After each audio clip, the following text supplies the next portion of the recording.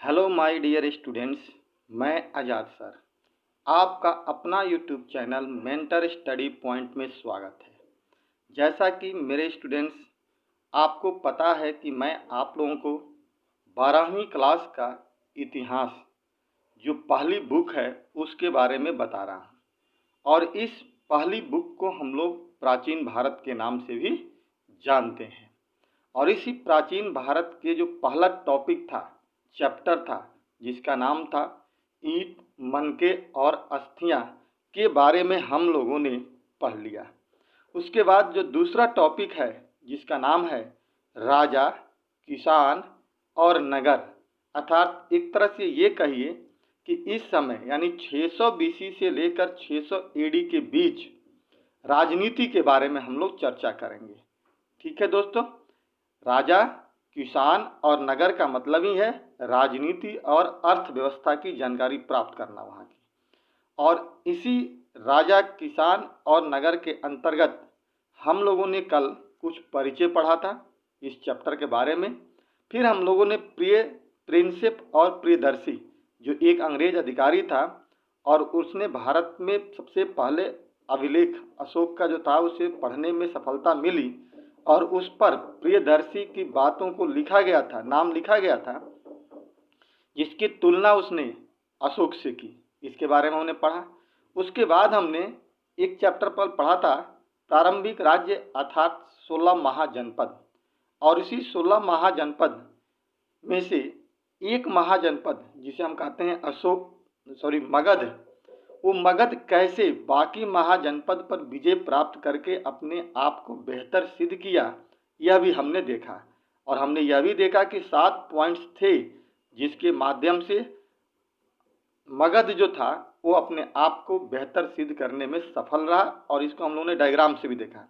और उसके बाद हमने देखा कि उसी मगध पर कई वंशों ने अलग अलग समय में शासन करते हुए आगे बढ़ रहे थे, जिसमें हमने हर्यक वंश को देखा, शिशुनाग वंश को देखा और नंद वंश को देखा।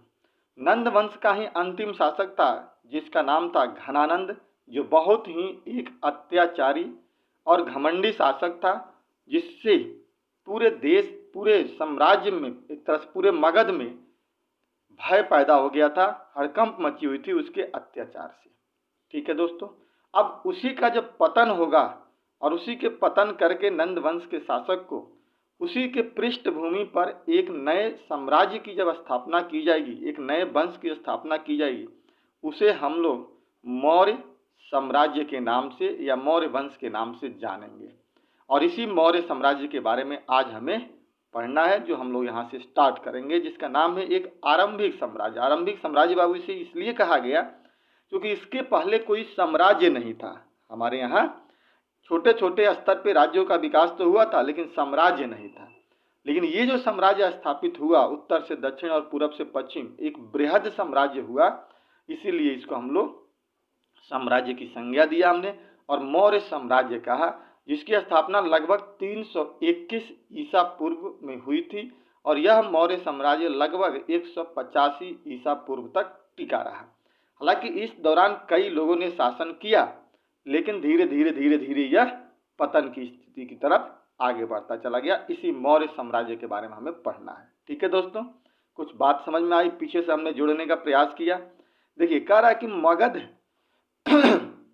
मगध महाजनपद के विकास के साथ उसी पृष्ठभूमि पर मौर्य साम्राज्य का उदय हुआ। अब देखिए, मगध जो आगे बढ़ रहा था ना, मैंने बताया था आपको, मैं एक छोटा सा डायग्राम्स के बारे से बताने का प्रयास कर रहा हूँ। ठीक है, ये समझिएगा। मान कर चलिए कि ये आपके एक छोटा सा नक्शा मैंने इंडिया का बना लिया और हमने बताया कि ये जो जगह था यहीं पे ये मगध था। मगध क्या था? एक छोटा महाजनपद था। और यही महाजनपद धीरे धीरे करते करते आगे बढ़ा अपनी कुछ शक्तियों के माध्यम से। कई सारे इसके वजह थे, नदियाँ थी, पठार था, राजा मतलब क्या थे, एक बेहतर दृष्टिकोण रखते थे। इन सब के कारण इसका उदय हुआ। तो हुआ तो यही मगध ही ना। और इसी मगध की पृष्ठभूमि पर यहीं पर क्या हुआ कि आगे चल करके मौर्य साम्राज्य की भी नींव यहीं पे रखी गई, जिसकी राजधानी आगे चल करके पाटलिपुत्र भी बना। तो अब हम यही कहें ना कि मगध महाजनपद के विकास के साथ साथ उसी के पृष्ठभूमि पर, मतलब उसी के जगह पर मौर्य साम्राज्य का भी उदय हुआ। तो उदय तो यहीं पे हो रहा है ना, यही योग मगध है, और वही मगध जो आज का पटना है, तो इसी के जगह पे मौर्य साम्राज्य की उदय हुई, जो यहाँ से लेकर के यहाँ तक दक्षिण तक चारों तरफ अपने साम्राज्य को फैलाया। ठीक है, चलिए आगे हम लोग बात करते हैं। अब कह रहा है कि महाजनपद के अंतिम नंद वंश के शासक, आ गई बात। यानी याद रखिएगा कि महाजनपद का जो नंद वंश था, उस नंद वंश का जो अंतिम शासक था, जिसका नाम था घनानंद, की हत्या चंद्रगुप्त मौर्य द्वारा कर एक नए वंश की स्थापना की गई। यानी हमने आपको कहा कि मौर्य साम्राज्य की स्थापना तो होगी ना जी, तो अब जो मगध था, उसी मगध पर की पृष्ठभूमि में ही अंतिम जो शासक था, वंश जो था, जिसका शासक था घनानंद। अब घनानंद जब मरेगा तो उसके जगह पे एक नया वंश बनेगा। तो उसी घनानंद को मार करके चंद्रगुप्त मौर्य ने क्या किया, एक नए वंश की स्थापना की, जिसे हम लोगों ने मौर्य वंश का नाम दिया। तो वही कह रहा है कि महाजनपद के अंतिम नंद वंश के शासक घनानंद की हत्या चंद्रगुप्त मौर्य द्वारा कर एक नए वंश की स्थापना की गई, जिसका संस्थापक चंद्रगुप्त मौर्य को माना जाता है। तो देखो दोस्तों, यहां से आपका एक क्वेश्चन बन गया, दो क्वेश्चन। पहला क्वेश्चन कि नंद वंश का अंतिम शासक कौन था जी, तो घनानंद, और मौर्य वंश की स्थापना किसने की थी, तो चंद्रगुप्त मौर्य ने। हो गया क्लियर। जिसने लगभग 321 ईसा पूर्व में इस मौर्य साम्राज्य की स्थापना अपने राजनीतिक गुरु और अपने प्रधानमंत्री चाणक्य की सहायता से की थी। अब देखिए, यहाँ से ऑब्जेक्टिव क्वेश्चन बन गया, पूछा जाएगा कि चंद्रगुप्त मौर्य का प्रधानमंत्री कौन था, तो चाणक्य, और उसका राजनीतिक गुरु भी कौन था, यही चाणक्य ही था, दोनों वही थे। यानी इसकी स्थापना किसके सहायता से की इसने, मौर्य ने, चंद्रगुप्त मौर्य ने, तो अपने गुरु राजनीतिक व्यक्ति चाणक्य की सहायता से। क्लियर हो गया। यानी यहाँ से क्वेश्चन आपका क्लियर कि मौर्य साम्राज्य की स्थापना चंद्रगुप्त मौर्य द्वारा की गई थी, और चाणक्य जो था उसका प्रधानमंत्री और उसके गुरु थे। क्लियर। अगला पॉइंट कर रहा है कि मौर्य साम्राज्य का विस्तार पश्चिमोत्तर भारत में अफगानिस्तान और बलूचिस्तान तक तथा दक्षिण में कर्नाटक तक फैला हुआ था। बात समझ में आ गई। यानी साम्राज्य जो था वो बहुत ज़्यादा विस्तृत था। तो अब कह रहा है कि पश्चिमोत्तर भाग, पश्चिमोत्तर का मतलब होता है, जैसे आप इस चीज़ को देख लीजिए, हम अगर यहाँ पे मान के चलिए कि हमने नक्शा बनाने का प्रयास किया, ठीक है, हमने दो हिस्से में इसे ऐसे बांट दिया, तो ये जो इलाका कहलाएगा ये पश्चिमोत्तर कहलाएगा। यानी कहने का मतलब कि ये हो गया उत्तर और ये हो गया पश्चिम, तो दोनों को जब मिला दिए तो ये कहलाएगा पश्चिमोत्तर। तो मौर्य साम्राज्य का उदय जो था, विस्तार जो था, इस पश्चिमोत्तर भारत में भी था, अफगानिस्तान तक, और बलूचिस्तान, यानी बलूचिस्तान यहाँ तक था, ये बलूचिस्तान का इलाका था पाकिस्तान के बगल में, यहाँ तक था, और दक्षिण में ये जो यहाँ जो कर्नाटक था यहाँ तक, और यहाँ मगध तो था ही। तो इस प्रकार हम कह सकते हैं ना कि उत्तर और पश्चिम का इलाका यहाँ अफगानिस्तान, इधर फिर पश्चिम में बलूचिस्तान, दक्षिण में कर्नाटक, और इधर मगध तो अपना था ही नहीं। तो इस तरह से इसका विस्तार क्या हुआ, इतने इलाकों में फैला हुआ था। क्लियर हो गया। तो अगर आपसे कभी क्वेश्चन पूछा जाए कि मौर्य साम्राज्य के विस्तार को बताइए, तो आप कहेंगे कि मौर्य साम्राज्य का विस्तार पश्चिमोत्तर भारत में, पश्चिम और उत्तर भारत में अफगानिस्तान से लेकर के पश्चिम में बलूचिस्तान तक, दक्षिण में कर्नाटक से लेकर के पूरब में मगध तक फैला हुआ था। क्लियर। चलिए अब आगे कह रहा है कि मौर्य साम्राज्य पर मौर्य वंश के कई महत्वपूर्ण शासकों ने शासन किया। बात बिल्कुल सही है, एक व्यक्ति तो शासन करेगा नहीं। तो इस मौर्य वंश जिसकी स्थापना चंद्रगुप्त मौर्य ने की थी, इस पे कई लोगों ने शासन किया, जिसमें चंद्रगुप्त मौर्य का बेटा बिंदुसार, बिंदुसार का बेटा अशोक, और आगे चल करके दशरथ। यानी ये चार जो थे महत्वपूर्ण थे। कौन कौन हो गए जी, तो चंद्रगुप्त मौर्य, बिंदुसार, अशोक और दशरथ, इन लोगों ने शासन किया। और अगर कभी पूछ दिया जाए आपसे कि मौर्य साम्राज्य का अंतिम शासक कौन था जी, तो अंतिम शासक बृहदर्थ था। ये याद रखिएगा कि बृहदर्थ जो था अंतिम शासक था मौर्य साम्राज्य का, तो इसने भी शासन किया। ठीक, तो इस प्रकार कितने हो गए, इसके बीच में भी कई लोग थे, लेकिन महत्वपूर्ण शासकों में थे चंद्रगुप्त मौर्य, बिंदुसार, अशोक, दशरथ, और एक अंतिम भी पूछा जाता है कई बार सवाल, तो बृहदर्थ हो गया। लेकिन इनमें से सर्वाधिक प्रसिद्ध शासक, सबसे ज्यादा फेमस कौन हुआ जी? तो लगभग 201 प्रसिद्ध शासक अशोक था। कौन था जी? अशोक था, जिसने लगभग 261 बीसी में कलिंग पर विजय प्राप्त की थी। एक बहुत बड़ी कहानी कही जाती है ना अशोक के बारे में, कि अशोक ने कलिंग को युद्ध में जीता था, जिसमें 1 लाख लोग मारे गए, 1.25 लाख लोग घायल हो गए, लगभग 1.5 लाख लोगों को बंदी बना दिया, यानी पूरी तरह से कलिंग को नष्ट कर दिया। कलिंग का मतलब है बेटा आज का उड़ीसा। आज अगर नक्शे में देखेंगे उड़ीसा को, तो उड़ीसा का ही पुराना नाम कलिंग था। ठीक, तो ऐसा माना जाता है कि इसने बहुत तेज नरसंहार किया था अशोक ने वहां पर 261 बीसी में। क्लियर हो गया? तो ये बहुत ज्यादा प्रतापी और महत्वपूर्ण शासक कौन था मौर्य साम्राज्य का? अशोक था। क्लियर? अब कह रहा है कि मौर्य साम्राज्य भारत का पहला बृहद साम्राज्य था, बहुत बड़ा साम्राज्य था, जो उत्तर में यहां से लेकर के यहां तक फैला हुआ था। क्योंकि मौर्य साम्राज्य की स्थापना भारतीय इतिहास में एक युगांतकारी घटना मानी जाती है। जब ये इसकी स्थापना हुई तो युगांतकारी घटना का मतलब आप समझ रहे हैं कि इससे पहले ना ही ऐसा कोई साम्राज्य था और ना ही मौर्य साम्राज्य के पतन के बाद ऐसा कोई साम्राज्य अस्तित्व में आया। इसीलिए एक युग पहले और एक युग बाद तक ऐसी साम्राज्य नहीं देखी गई, तो इसको हमने क्या नाम दिया? युगांतकारी घटना नाम दिया, यानी युगो युग के बाद की घटना। ठीक है दोस्तों, तो इस प्रकार हमने क्या देखा कि मौर्य साम्राज्य की स्थापना किसने की, मौर्य साम्राज्य कहां से कहां तक फैला था और कितने लोगों ने वहां पर शासन किया। ठीक है, अब आगे हम लोग बात करते हैं। क्लियर हो गया? आपका अगर पूछा जाए कि मौर्य साम्राज्य की स्थापना के बारे में बताइए, तो सिंपल बताइए कि मौर्य साम्राज्य की स्थापना लगभग 321 ईसा पूर्व के आसपास में चंद्रगुप्त मौर्य द्वारा की गई थी। चंद्रगुप्त मौर्य ने अपने राजनीतिक गुरु चाणक्य की सहायता से की थी, जहां पर कई शासकों ने आगे चल करके शासन किया, जैसे बिंदुसार, अशोक, दशरथ इत्यादि।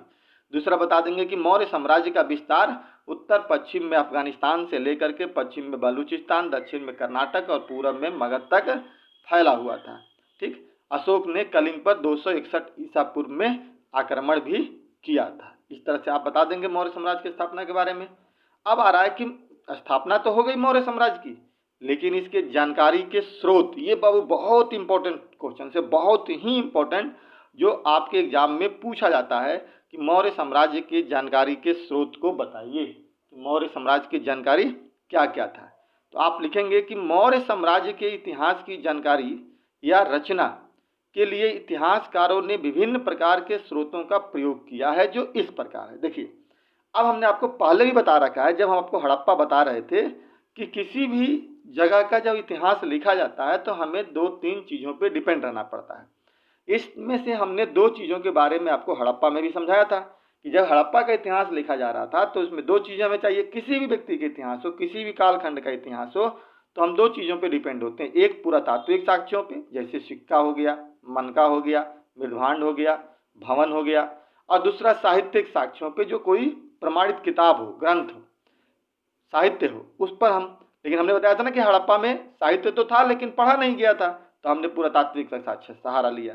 लेकिन मौर्य साम्राज्य में क्या है? पुरातात्विक भी उपलब्ध है, साहित्य भी उपलब्ध है, और साथ ही साथ उस समय की कुछ आसपास की घटनाओं को लेकर के पौराणिक ग्रंथें भी उपलब्ध हैं, यानी बौद्धिक ग्रंथ भी कहते हैं। तो यहाँ जानकारी का 3 स्रोत है। इन्हीं तीनों के माध्यम से हम क्या करेंगे? मौर्य साम्राज्य के बारे में जानकारी प्राप्त करेंगे। एक पहला याद रखिएगा, पुरातात्विक साक्ष्य, ये मैं समझा चुका हूँ पहले कि पुरातात्विक का मतलब क्या हुआ, मृदभांड, सिक्का, और यहाँ पे हम अभिलेख से लेंगे। दूसरा साहित्यिक साक्ष्य, साहित्यिक साक्ष्य में 2 यहाँ पे बहुत महत्वपूर्ण है। एक चाणक्य की किताब है अर्थशास्त्र, और एक इसी के समय में एक विदेशी व्यक्ति आया था जिसने एक किताब लिखी थी इंडिका, उसकी चर्चा करेंगे। और धार्मिक ग्रंथ में बौद्ध और जैन के बारे में हम लोग पढ़ेंगे। यानी इन 3 चीज़ों से हम क्या करेंगे? मौर्य साम्राज्य के इतिहास को लिखने में सफल प्राप्त करेंगे। अब देखिए, अब आ रहा है पहला, कह रहा है कि मौर्य साम्राज्य की जानकारी के लिए एक महत्वपूर्ण स्रोत, यानी पहला महत्वपूर्ण स्रोत क्या है बेटा? पुरातात्विक प्रमाण है। अब पुरातात्विक प्रमाण में आपको बिल्कुल कंफ्यूजन नहीं होनी चाहिए कि इसका मतलब क्या हुआ। मैंने पहले भी बता रखा है, इसके अंतर्गत हम सिक्का ले लेते हैं, हम मृदभांड ले लेते हैं, हम भवन ले लेते हैं, हम नालियों के प्रमाण ले लेते हैं। ठीक है ना, हम ईंट का प्रमाण ले लेते हैं। तो इस तरह से जो चीज़ें होती है हम इसके अंतर्गत रखने का प्रयास करते हैं, जिसके अंतर्गत मौर्यकालीन मूर्ति कला, यानी वहाँ मूर्तियाँ भी बनती, ये भी एक महत्वपूर्ण साक्ष्य है। मूर्ति कला महत्वपूर्ण है पुरातात्विक प्रमाण में। एक तरफ जहाँ मूर्ति कला महत्वपूर्ण है, वहीं दूसरी तरफ इसके सिक्के और पत्थरों, स्तंभों पर मिले अशोक के अभिलेख काफ़ी ज़्यादा महत्वपूर्ण है। यानी हमने क्या देखा कि पुरातात्विक साक्ष्य के अंतर्गत हमने वहाँ पे 3 चीज़ें देखा। एक मूर्ति देखा, मूर्ति से प्रमाण मिलेगा तो जानकारी मिल जाएगी। दूसरा हमने सिक्का देखा, और तीसरा हमने पत्थर और स्तंभ पर अशोक के लिखे गए अभिलेख, यानी पत्थरों को काट करके जो अभिलेख लिखवाया था जिसे हम लोग शिलालेख कहते थे। स्तंभों पर अशोक ने जो लिखवाया था उसे हम लोग स्तंभ लेख कहते थे। और जो लिखवा दिया वो आज भी प्रमाणित है, और उसी चीज़ को हम लोग पढ़ करके अंदाजा लगाते हैं कि मौर्य साम्राज्य में क्या क्या हुआ था। तो पहला प्रमाण में के तहत हम लोग 3 चीज़ें याद रखिएगा। पुरातात्विक स्रोत के अंतर्गत मूर्ति कला, सिक्का, पत्थर और स्तंभ पर लिखे गए अशोक के अभिलेख। अब कह रहा है दूसरा, आगे चलते हैं। कह रहा है कि मौर्य साम्राज्य की जानकारी के लिए दूसरा महत्वपूर्ण स्रोत साहित्यिक प्रमाण है। ठीक, साहित्य यानी जो लिखा हुआ चीज़ है, और यहाँ तो पढ़ा भी गया है, उपलब्ध भी है, तो कोई उसमें दिक्कत नहीं है। जिसके अंतर्गत एक तरफ जहाँ चंद्रगुप्त मौर्य के दरबार में आए यूनानी राजदूत मेगास्थनीज, याद रखिएगा किसके दरबार में आया था जी, तो चंद्रगुप्त मौर्य के दरबार में यूनान का रहने वाला एक व्यक्ति था जिसका नाम था मेगास्थनीज। याद रखिएगा, ये क्वेश्चन ऑब्जेक्टिव पूछा जाए कि यूनानी राजदूत किसके दरबार में आया था, चंद्रगुप्त मौर्य के दरबार में। क्या नाम था जी, मेगास्थनीज। द्वारा लिखा गया इंडिका से प्राप्त विवरण खासकर प्रशासन के लिए महत्वपूर्ण स्रोत है। ठीक, तो मेगास्थनीज ने किताब लिखी थी जिस किताब का नाम था इंडिका। ठीक है, क्या नाम था जी, इंडिका। और इस इंडिका में मेगास्थनीज ने मौर्य साम्राज्य के प्रशासन का चर्चा किया है कि वहाँ के प्रशासन कैसा था, कितनी महत्वपूर्ण थी। तो एक तरफ तो ये हो गया कि साहित्यिक में मेगास्थनीज की किताब इंडिका से हमें जानकारी मिलती है। वहीं दूसरी तरफ चंद्रगुप्त मौर्य के मंत्री चाणक्य द्वारा लिखा गया अर्थशास्त्र से भी साम्राज्य की जानकारी प्राप्त होती है। आ गई बात समझ में। तो 2 किताबें हो गई, दोनों बेटा किताब याद रख लेना, इंडिका मेगास्थनीज द्वारा और अर्थशास्त्र चाणक्य ने लिखा था, जिससे वहाँ के प्रशासन की, राजनीति की जानकारी मिलती है, और इंडिका से खासकर प्रशासन की जानकारी मिलती है। तो साहित्य के स्तर पर देखा जाए तो ये 2 प्रमाण मौर्य साम्राज्य के लिए काफ़ी महत्वपूर्ण हैं। पहले हमने पुरातात्विक देखा, दूसरा हमने साहित्य देखा। याद हो जाएगा लिखने के लिए स्रोत, क्योंकि क्वेश्चन यहाँ पे बनेगा बाबू। अगला कह रहा है कि मौर्य साम्राज्य की जानकारी के लिए तीसरा महत्वपूर्ण स्रोत धार्मिक साहित्य, यानी अब धर्म से जुड़ा हुआ कोई किताब होगा। धर्म साहित्य एवं या पौराणिक ग्रंथ, यानी पुरानी ग्रंथें हैं, महत्वपूर्ण है। अब देखते हैं इसमें कौन आता है। धार्मिक साहित्य के अंतर्गत जहाँ बौद्ध एवं जैन साहित्य महत्वपूर्ण। अब धार्मिक जो हैं वो कौन कौन है, बौद्ध और जैन साहित्य है। तो बुद्ध की जो लिखी गई किताबें हैं, पिटक वगैरह, और जो जैन द्वारा लिखा गया जो किताब है, इससे भी अशोक के बारे में जानकारी मिल जाती है।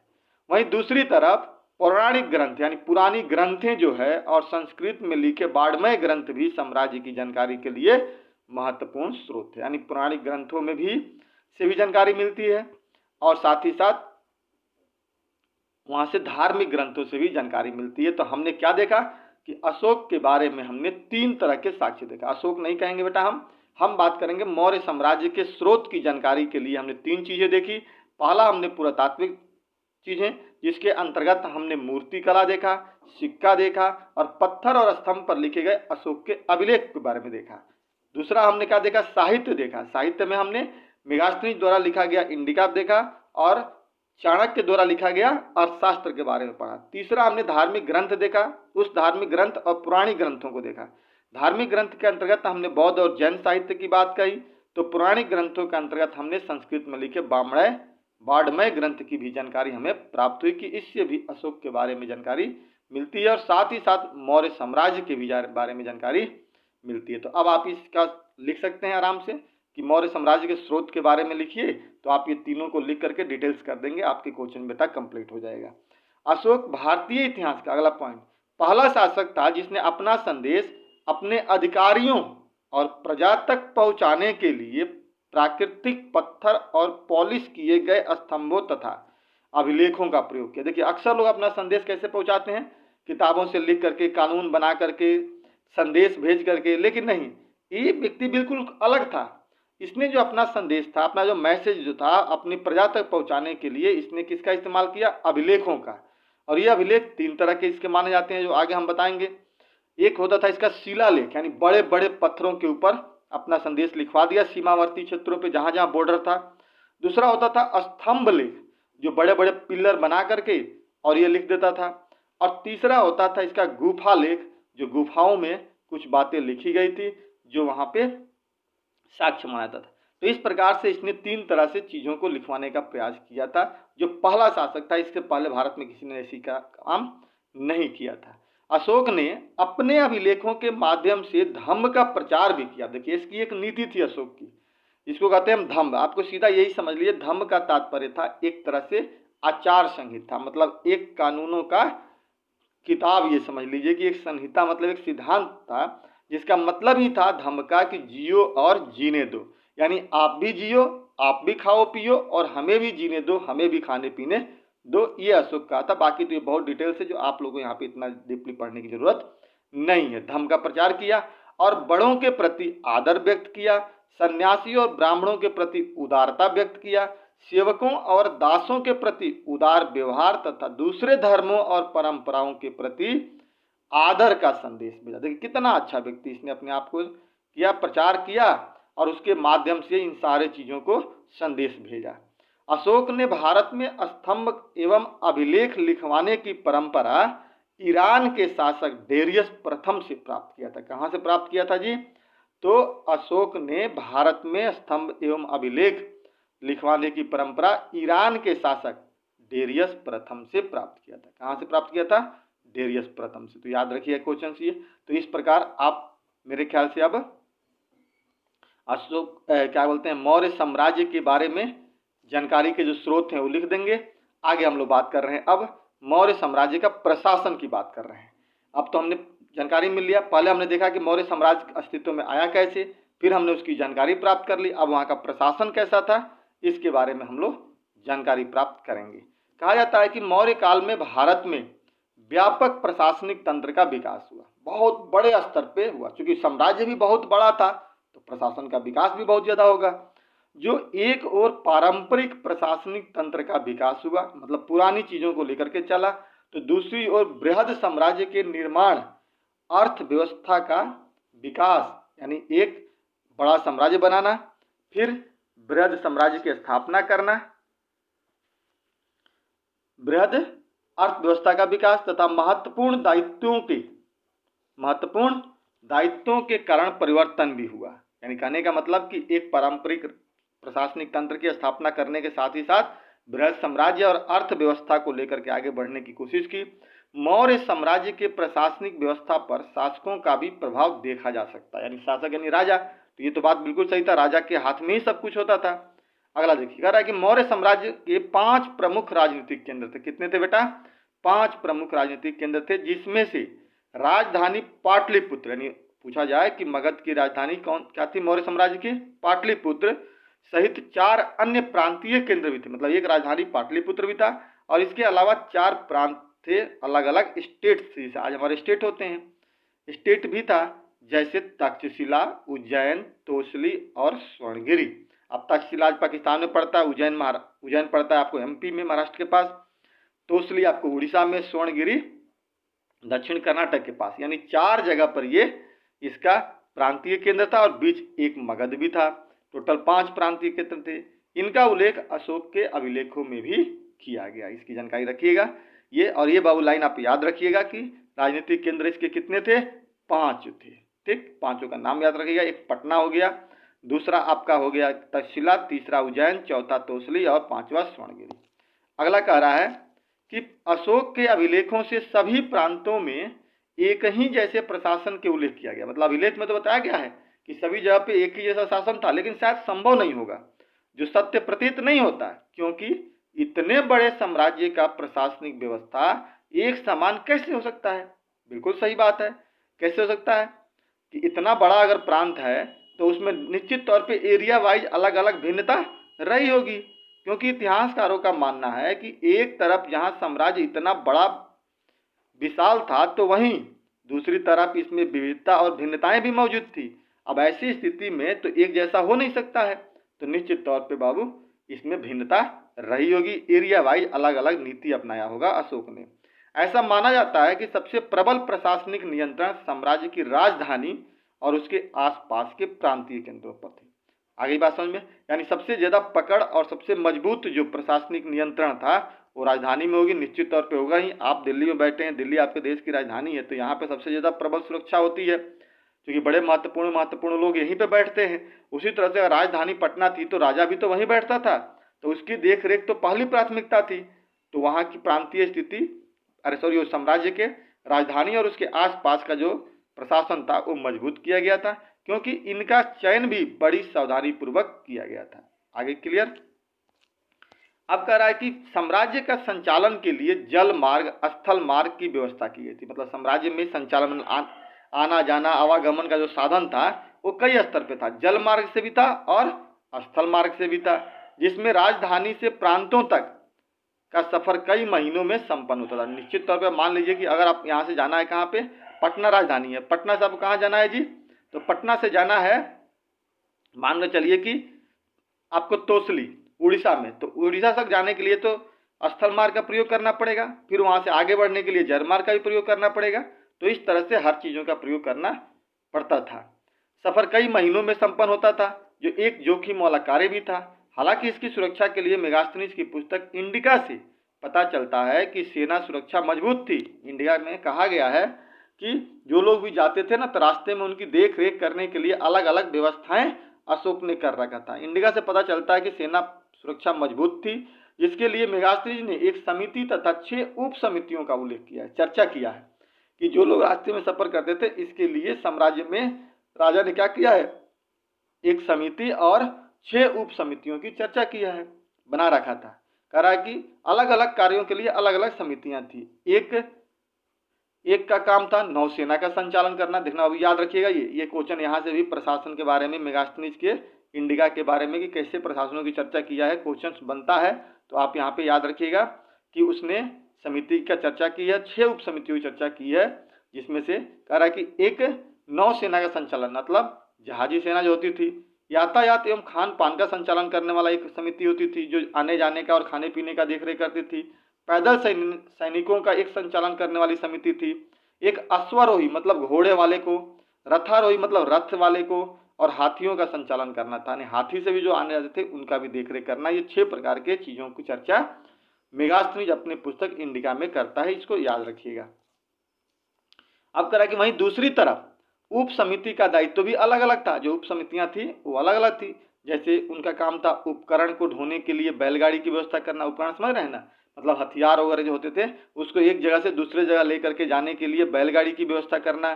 सैनिकों के लिए भोजन तथा जानवरों के चारे की भी व्यवस्था करना होता था उनका। तथा दूसरी ओर सैनिकों की देखभाल के लिए सेवक एवं शिल्पकारें की नियुक्ति करना भी उप समितियों का ही काम था। ये क्वेश्चन यहाँ से बनेगा, आप लिख लीजिएगा। अब कह रहा है कि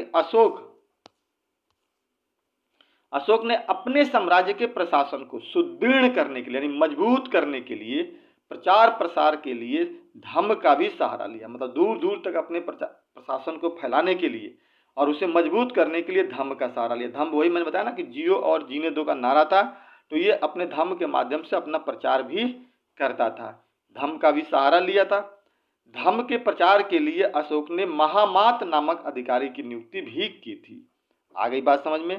तो याद रखिए कि महामात कौन होता था जी। अब आपका 1 नंबर का यहाँ से क्वेश्चन पूछ दिया गया या 3 नंबर में पूछा है कि महामात से क्या समझते हैं, अशोक ने महामात की नियुक्ति क्यों की थी। तो महामात एक अधिकारी होता था जो अशोक के धम्म का प्रचार करने के लिए उसे अशोक ने नियुक्त कर रखा था, उसी को हम लोग महामात कहते थे। क्लियर हो गया? तो इस प्रकार से हमने क्या देखा, हमने यह देखने का प्रयास किया कि अशोक के प्रशासन कैसे थे और अशोक ने अपने प्रशासन के लिए क्या क्या कार्य किया था। तो इंडिका से भी जानकारी मिलती है हमें, और इसके अलावा अशोक ने पूरे प्रशासन को सुरक्षित करने के लिए 5 प्रांतों में भी बांट रखा था। और इंडिका से जो जानकारी मिलती है कि समिति और उप समितियों की चर्चा की गई थी, और इस प्रकार से हमने देखा कि प्रशासन कितनी सुदृढ़ था, मजबूत था। और यही वजह भी था कि मौर्य साम्राज्य में अशोक के समय में साम्राज्य का इतना ज़्यादा विस्तार हुआ था। ठीक है दोस्तों, तो आज हम लोगों ने 3 टॉपिक इसमें करने की कोशिश की। एक हमने देखा आरंभिक साम्राज्य के रूप में, दूसरा हमने देखा मौर्य साम्राज्य के स्रोत, और फिर हमने देखा मौर्य साम्राज्य के समय में प्रशासन। ठीक है, इसके साथ ही साथ हम लोग जो अगला वीडियो पढ़ेंगे उसमें हम लोग इसके आगे की बात को पढ़ने का प्रयास करेंगे।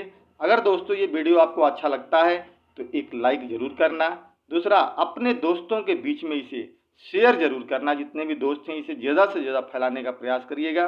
और साथ ही साथ अगर अब तक अभी आपने सब्सक्राइब नहीं किया है तो आप इसे सब्सक्राइब भी ज़रूर कर दीजिएगा। ठीक है दोस्तों, इसी के साथ ही हम अपना ये वीडियो समाप्त करते हैं। जय हिंद, जय भारत।